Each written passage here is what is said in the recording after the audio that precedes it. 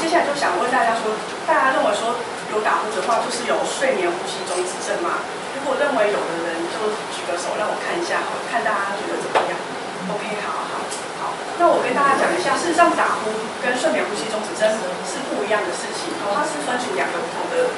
部分。但是睡眠呼吸中止症的病人，他会有打呼的现象。那睡眠呼吸中止症呢，又有分两个形式，那也有可能是这两个混合在一起，它分为中枢型还有阻塞型。那我们今天的主题主要是放在阻塞型的部分。那我等一下会稍微介绍一下给大家看一下。那跟大家讲一下，就刚刚说，如果你有睡眠呼吸中止症的人，一般都会有打呼的现象。那如果你现在是已经有去医院做过睡眠呼吸检查，然后你已经确诊有这个睡眠呼吸中止症的话，如果你就要特别看你打呼的部分。一般来说，你打呼的强度呢，通常就跟你睡眠呼吸中止症的严重程度成正比。也就是说，如果你打呼越大声的话，就要小心说你的这个睡眠呼吸中止症的严重程度比较严重这样子。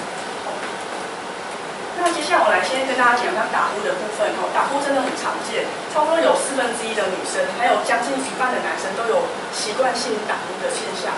那尤其年龄越大，这个状况会越厉害。所以你看，如果到了40岁以上之后，就有60%的男生，还有40%的女生都会有打呼的一个现象。那为什么会产生打呼呢？打呼主要就是当我们的在呼吸的时候，睡觉的时候，因为我们肌肉会松掉。那松掉之后，就是那个它就会相对会比较容易有震动的一个效果。那当我们的这些软组织呢，在呼吸道里面的软组织如果互相碰击或产生一些共振的时候，就会产生那个有打呼的一个现象。那打呼这个原因很多，所以列出来给大家看。我会稍微带一下，等一下会有图片看，大家先知道文字之后再看图片会比较清楚。第一个就是我们舌头还有喉咙的肌肉的张力不太够，就会造成这个状况。因为当我们睡觉的时候是往后倒的时候，这些肌肉如果太松的时候，它就直接往后掉。往后掉之后，如果你刚好又有喝酒的习惯，或是一些药会造成肌肉放松，舌头就会往后滑，就会阻塞那个呼吸道。另外就是当你那个阻塞呼吸道的时候，你那个空间相对狭窄，那我们的气流就会用更加用更大的力量，需要通过这个才有办法通过这个狭窄的地方。那你这时候气流加速的时候呢，我们的那个软组织会有个物理现象，就是旁边的东西就会掉进来，会更加阻碍那个气流的一个顺畅度这样子。那另外就是，如果你是一个肥胖者，或是你的喉头的肌肉比较肥厚的时候，就会有可能是有这个状况，或是说你的上颚或是悬雍垂，悬雍垂就是一般我们俗称的小舌头，太长的时候，这个也会造成这个问题。另外就是当你的鼻子有鼻塞的现象，什么状况会造成你的鼻塞呢？比如说鼻窦炎、鼻中隔弯曲。鼻甲肉肥厚，或是鼻息肉等等，只要你有鼻塞的现象，这可能都是你造成你打呼的原因之一。那为什么鼻塞会造成打呼呢？主要是因为你鼻子塞住了。那我们人体呢，正常的时候，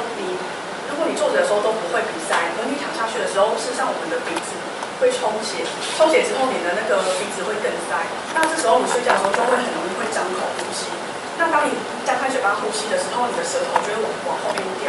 所以这时候